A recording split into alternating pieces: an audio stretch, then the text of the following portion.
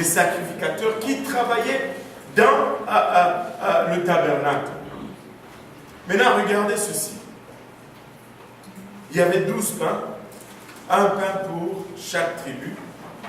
Et ce qui nous intéresse, vraiment l'élément de notre intérêt, c'est le pain qui se trouve sur la table. Ce n'est pas la table elle-même. Maintenant, regardez ceci.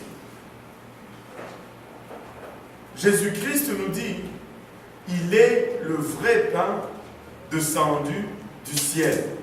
Et si on ne mange pas sa chair, on meurt. Donc ce pain est encore une fois le symbole de Jésus-Christ. Mais au-delà du symbole de Jésus-Christ, ce pain représente aussi la parole de Dieu, que nous devons manger quotidiennement. Ce pain était frais à jamais. Selon la tradition juive, ils disent ceci. Même lorsqu'on entrait pour échanger ce pain, le jour de sabbat, on sortait le pain, on mettait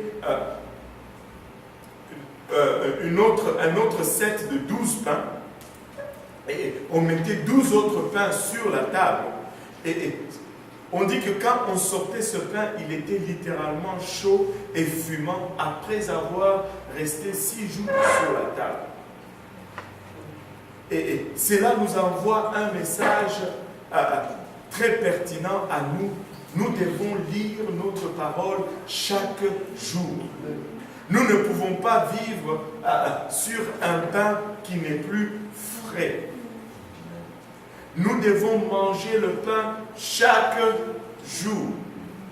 Tu ne peux pas dire, oh, j'ai lu la Bible il y a 5 jours, maintenant, c'est correct. J'ai lu aujourd'hui, ça va être correct pour 5 jours.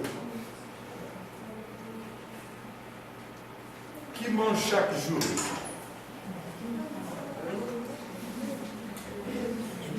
Waouh, il y en a qui ne mangent pas chaque jour. Je veux dire, à part le jeûne, là, qui mange chaque jour. Bon, qui mange une fois seulement par jour.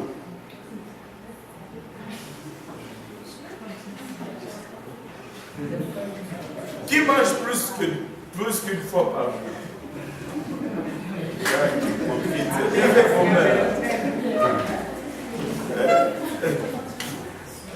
Nous mangeons plus d'une fois par jour. Il y en a qui font même 4-5 fois par jour. Mais quand vient le temps de lire la parole de Dieu, on veut manger une fois par semaine. Nous avons un être spirituel, un être charnel.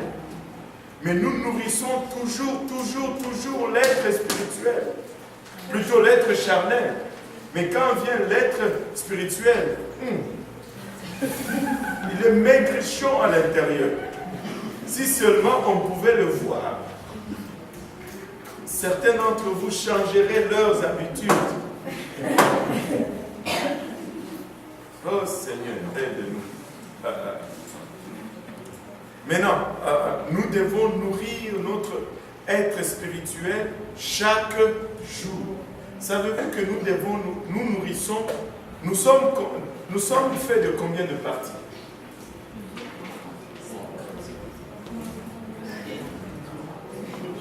Comment? Les étudiants de la Bible. Quoi? Non. Ça. Spirituel. C'est vrai ça. C'est vrai. Moi j'ai parlé de la Bible, pas de la science. C'est vrai ce qu'elle a dit. Vous n'avez pas été à l'école. La tête, le tronc et les membres. Mais non, la Bible nous dit nous sommes faits de corps, âme et esprit. Amen. Amen. Nous nourrissons le corps physique, le corps, n'est-ce pas? Et beaucoup. Maintenant, l'esprit, nous la nourrissons avec la parole de Dieu et l'âme.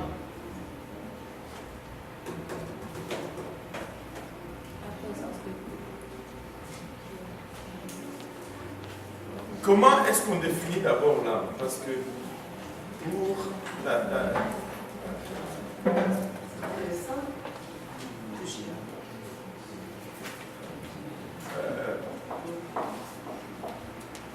l'âme, c'est quoi? C'est dur, hein? J'avoue que c'est dur. Au fond, l'âme, on la compare toujours au souffle de la vie. L'âme, au fond, la meilleure façon de la définir, c'est cette dimension où tu as les émotions, l'intellectuel, et c'est ça l'âme. Et il faut bien nourrir aussi son âme. C'est-à-dire, tu t'entretiens avec des choses qui sont propres et saintes. Les conversations, la musique, les pensées ou les discussions, on doit aussi sanctifier. Au fond, l'âme est pris soin quand on vit une vie de sainteté, on prend soin de l'âme. Et si tu regardes le salut, il y a la justification, la sanctification et la glorification. La justification, la première partie, arrive dans l'esprit. La sanctification arrive dans l'âme. Et la glorification arrive dans le corps. Non, ne négligez pas la sanctification. C'est la nourriture pour l'âme. Amen. Amen. Okay. On va avancer, sinon on va se perdre dans beaucoup de concepts. De l'autre côté de la table de proposition, non pas de l'autre côté, au fond l'autel de la table se trouvait de l'autre côté, ou se trouve de l'autre côté. Il y a la dernière pièce, c'est l'autel de parfum. Au fond, c'est la pièce qui était au centre. D'un côté, le chandelier, de l'autre côté, la table de proposition. Mais l'autel était au centre. Et l'autel représente dans notre vie la prière. La prière. Je n'arrive pas à voir le verset qui nous donne là, c'est 1 Pierre 2, 9. C'est ça? 1 Pierre 2, 9. Si quelqu'un peut le lire. 1 Pierre 2, 9.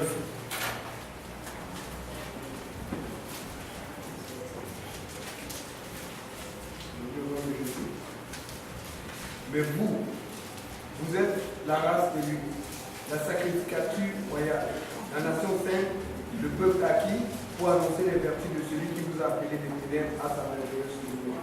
Ok. Bon, celui-là ne va pas vraiment nous parler, mais allons dans Apocalypse plutôt. Nous avons.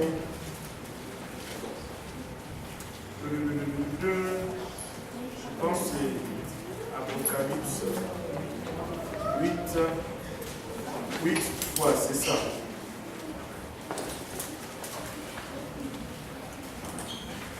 Apocalypse 8 fois. Et il vint un autre ange qui se tient près de l'autel, ayant un ascensoir d'or, et l'on lui donna beaucoup de parfums pour les offrir, avec les prières de tous les saints sur l'autel d'or qui est devant le trône. Il dit, un autre ange vint et il s'éteint sur l'autel, ayant un ascensoir d'or. On lui donna beaucoup de parfums, afin qu'il les offrit avec les prières de tous les saints. Quand nous prions, nous envoyons de quoi brûler sur l'autel de Dieu. Et quand tu regardes, quand Dieu dit à Moïse, construis le tabernacle, il ne lui dit pas de le faire n'importe comment, il lui dit de le faire selon le modèle que je vais te montrer. Et donc ce qui se passe ici, c'est la copie de tout ce qui se passe au ciel. Et là, Jean est en train de voir littéralement dans le ciel l'ange de Dieu brûler le parfum sur l'autel avec les prières des saints devant Dieu. Et cet autel était littéralement devant l'autel de Dieu ou devant le trône de Dieu. Et maintenant, il y avait le voile qui séparait les deux. On va commencer avec les questions. Oh mon Dieu. Rapidement. Mais est-ce que ça peut ressembler comme un rapport qui fait à Dieu? Un rapport qui fait à Dieu.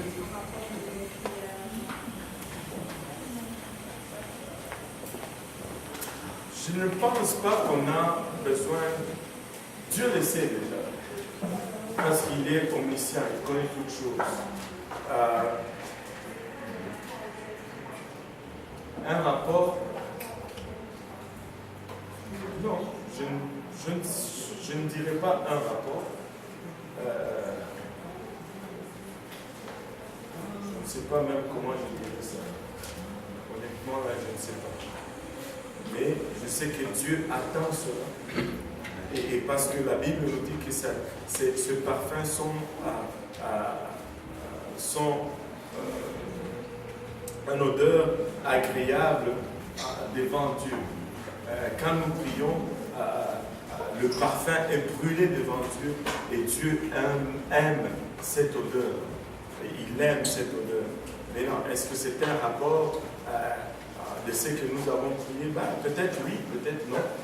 Parce que quand les anges montent nos prières vers le ciel, Dieu envoie les réponses par les mêmes anges, n'est-ce pas? L'échelle de Jacob, il monte d'un côté avec nos prières, il descend de l'autre côté avec nos réponses, les réponses de Dieu pour nos prières. Alléluia. Oh boy, je n'aime pas ouvrir les questions. Oui.